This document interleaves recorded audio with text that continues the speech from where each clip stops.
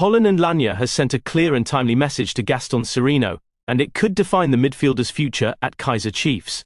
With Sirino's contract set to expire at the end of June, the Chiefs legend believes the issue is not talent or experience, it's attitude.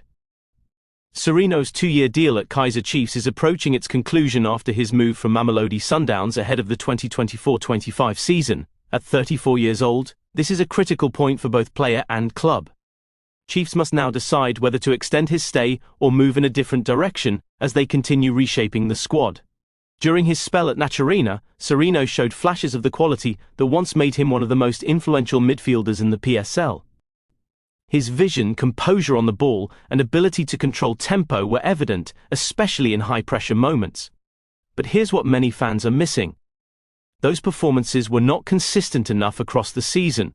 Injuries disrupted Sirino's rhythm, and reported internal issues saw him miss several matches. That lack of continuity affected his form and limited his overall impact.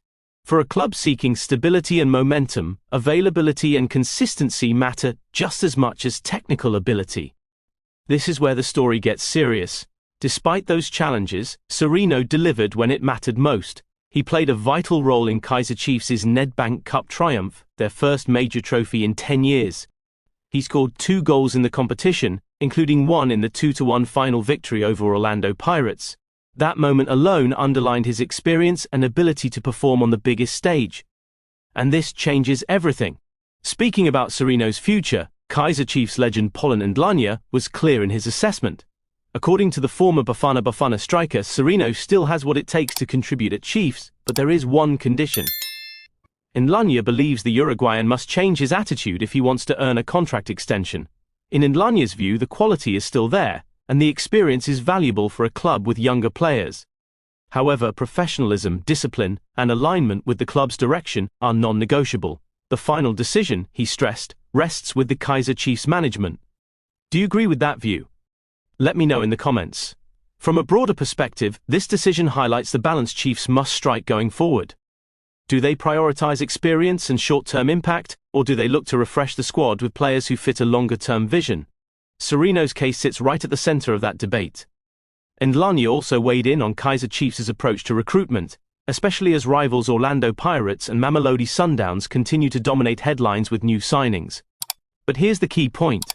According to Ndlanya, Chiefs should not be pressured into reacting to what others are doing. He emphasized that the club's management has deep experience in football and understands when and how to strengthen the squad. Chiefs, he said, will sign players, but only quality players, and they will do so on their own terms, not by copying Pirates or Sundowns. This is where Chiefs' identity comes into focus. The club is determined to move at its own pace, guided by internal planning rather than external noise. That philosophy could shape the upcoming transfer windows and influence decisions like Sirino's future. So the big question remains, does Gaston Sirino adjust, refocus, and convince management that he deserves an extension? Or do Kaizer Chiefs decide that the time has come to move on and build with a different profile of player? What would you do if you were in charge? Keep Sirino for his experience or start fresh? Hit like if you're following PSL closely, subscribe for real neutral South African football updates, and stay tuned, because decisions like this will shape Kaizer Chiefs' next chapter.